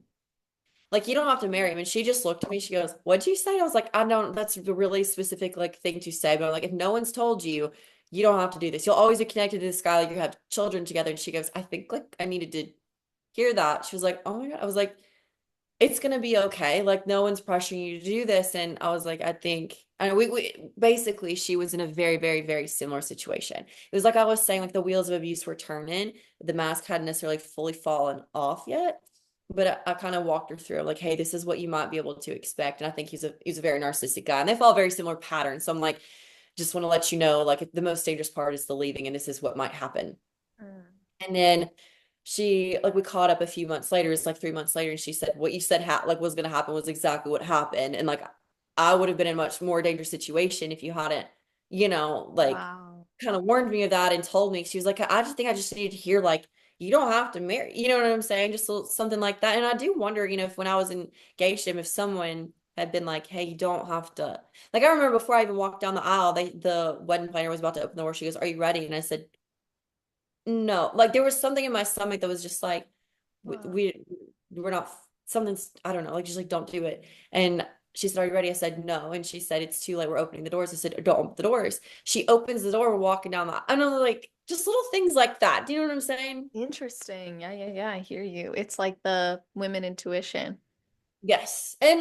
But it's important, like, you say you have so much compassion for others. That's one of your like strengths and weaknesses. It's so important, I think, for us to have compassion for ourselves when we look back at these moments of like, okay, Mm. maybe I did pull the wool over my eyes, or there were some things, or when other people say, well, I saw this. I had several people like when my family members learned about what happened after we got married said, there was something off. They all said the same thing. They were like, it was something, but I just couldn't put my finger on it. And I think like when you're dealing with a psychopath or narcissist, that's kind of how it is sometimes. It It's like is. something's off, but there was never an acute, well, I saw him do this or I heard him say this, and this is the reason we don't Mhm. have to get married because they're like, we love and respect you enough that we would have come to you and told you, hey, this happened, and I would have called off the wedding if there was a thing, but there was never like a thing. It's just a So vibe. true. Yeah, and I don't Yes. blame people for that because they're like, well, I don't want to be like I'm getting rubbed the wrong way and don't know why. Yeah. Um, yeah, and it's interesting too because the people who know you really well, like they'll also know what bothers you or what could affect you. Um, so I think sometimes we have to take responsibility, of course, for our influence in others' lives and know that we have an impact. So I love that you're willing to talk to your friends about that. And on a separate note regarding healing, I know you're still processing this. How has fitness and this mentality of being hard to kill maybe actually bolstered you in the healing or the processing? Yeah. Fitness is always like it catches me every time I fall. And it was there for me, at my very, very darkest moments. I still pushed myself, if nothing, like, I mean, when I first moved into this house and all I had was like an air mattress and like a water bottle, I made a commitment to myself to still at least leave the house once a day, go to the gym and come right back. I mean, I was like so scared of everything and everyone. I would like Mhm. close the blinds, I'm locking all the doors. I'm like just so scared of the world, but I would still go to the gym. And even if I just lifted a 5 pound dumbbell for one set and went home, at least I did that, just kept that commitment to myself. And as I got stronger, little bit by bit, day by day, I started implementing some running, and that helped more than anything. I purposely didn't implement running at first because I think that can be a really great form of escapism. I think some people turn to running a little bit too much and like they make it their therapy. So I made sure to Right. check in with myself and be like, okay, are we avoiding our feelings and just putting our emotions in our muscles, or are we actually processing our feelings? But running helped me more than anything because when you are, spend so many hours in like a locked closet and stuff, being able to just take off, like put on a pair of running shoes and just like run. Like there's so many times that I would just be running around the neighborhood and just tears running down my face. And I'm like, Mm. I'm free. Like I'm not in that, if I start to get tired or my pace slows down, I'm like, Emily, you have legs that work. Like you're free. You are not in a closet right now. Like you can just run and just so I got really fast. That's I was in awesome. incredible cardio shape. That's Oh, but no, amazing. fitness was definitely, I'm glad that I had that groundwork laid where I had that good relationship with fitness. And it's been there for me my whole life, and I'm glad that I, like made myself turn to that in those dark days. It's incredible. It really is. Mhm. The darkest times of my life, I feel like it's fitness and it's that discipline that has helped me to get up and keep going. Like almost without fail. It's like, well, I find that bodybuilding has saved me in many ways because it's kept me eating. Mhm. When, sometimes you're depressed, you're down, you're grieving, you don't want to eat, maybe. Or Yeah. maybe you do want to eat, but because you're hitting your macros, you're like, well, that's taken care of. And then with like movement too, like it's sometimes you're just like, all I want to do is lay in bed all day. But because you've got this workout plan from your coach and you're checking in, you're like, well, I'm gonna go to the gym. So there's so many times where bodybuilding's just like, it's not therapy, but it's maintained healthy habits that have Mhm. allowed me to keep going. And I think that's one of the most beautiful parts about the sport. 100%, 100%. I think it's really important to see it as therapeutic, but not therapy. So when Mm. you combine that with therapy, you're gonna make some forward movement usually. That's right. That's right. So I know we've talked about so much, and again, I appreciate you being so open. Is there anything I didn't ask you that you wish I would have?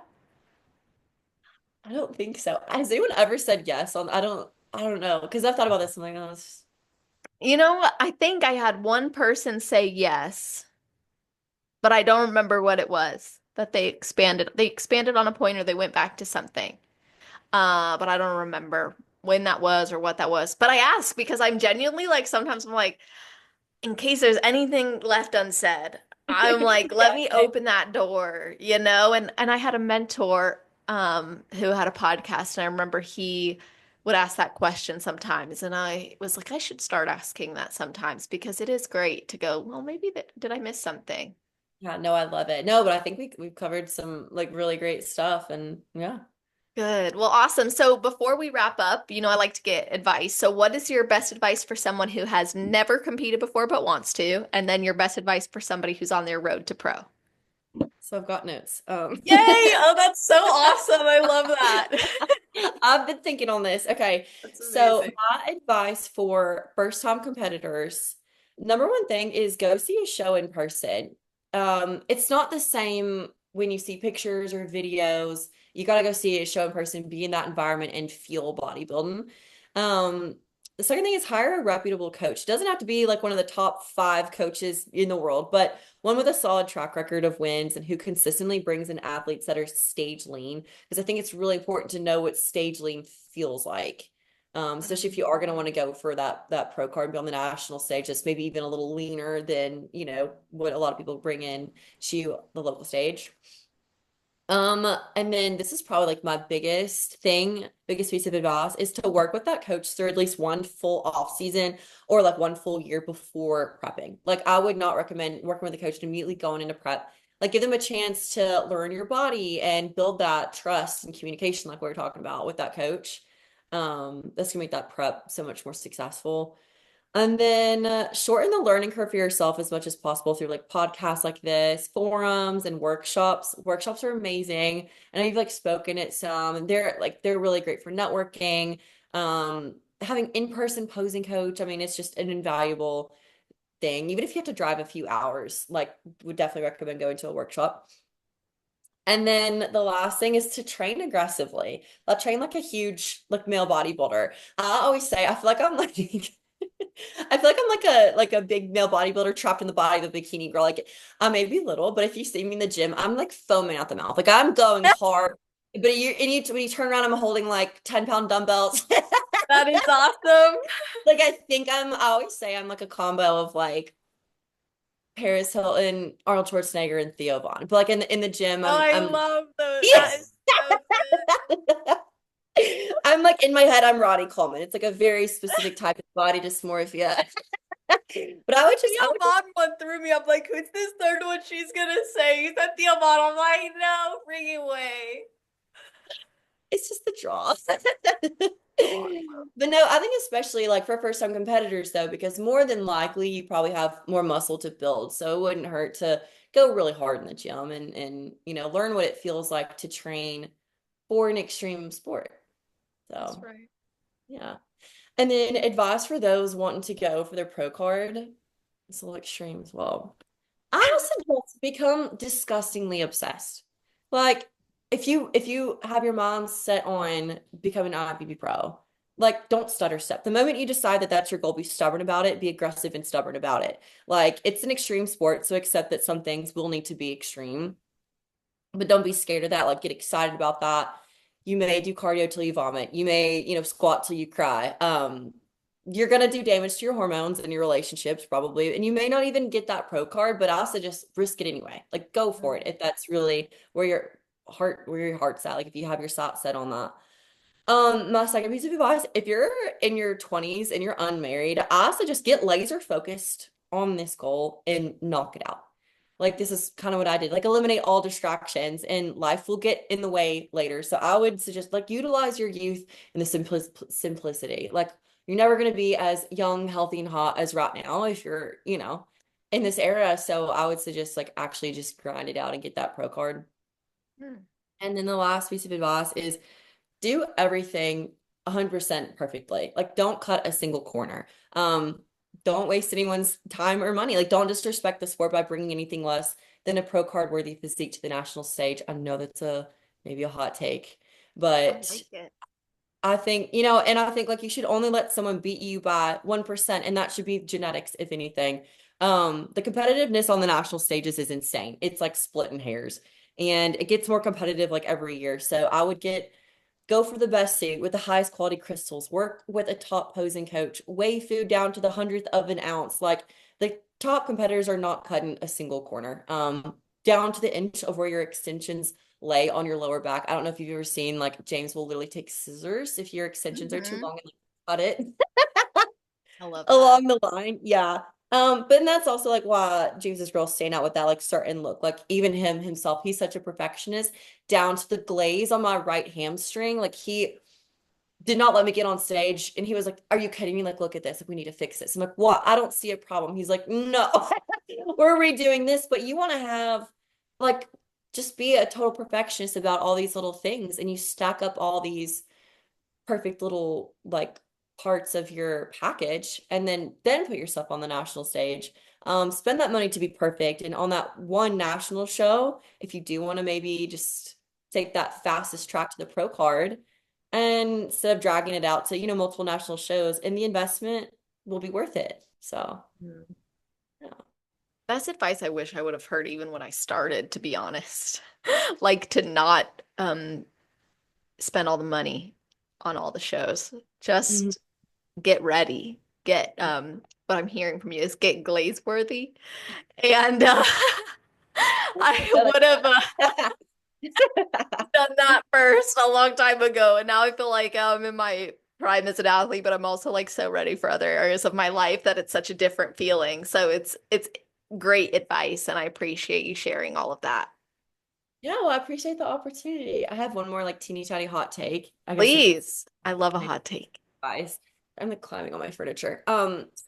I uh my hot take is that a lot of people think an IFBB Pro card won't change your life. They're like, you're gonna wake up the next day, you're still the same person. I think it can if you let it. I literally woke up the next day and I was like, I'm an IFBB Pro. And I wake up like almost every day. I'm like, oh my God, like I did that. Like I'm a professional athlete. Like it really can if you like let it sit and you can celebrate that about yourself. And I don't know. Like even when I am lacking confidence in other areas, I'm like, Emily, like you're a professional bodybuilder, like you did that. You know what I'm saying? Like Wow. if you can do that, and it's so hard to do to get that pro card, it's so hard to do. If you can do that, you can do this, and so I think that you can let it really change things if you get your mind in that place. That is a hot take because I will say myself and many others would disagree. At least from the other athletes I've spoken to, a lot of them will say it didn't change their life. But then a lot of them have said it does. So I think you make a great point that it's up to you, really, how you let it affect you. And I Yeah. think you're right, like celebrating all that hard work. It's not easy to become an IFBB pro, despite people also saying that, well, there's so many more opportunities and there's so many more pro cards. Well, that's because there's so many more competitors. Um, Exactly. doesn't mean it's easier by any means. So I am really grateful you shared that. And just everything that you've brought to the table today and been so open about. Obviously, it sounds like you're willing to connect with others. So how can people connect with you, follow you, work with you as well? Yeah, definitely.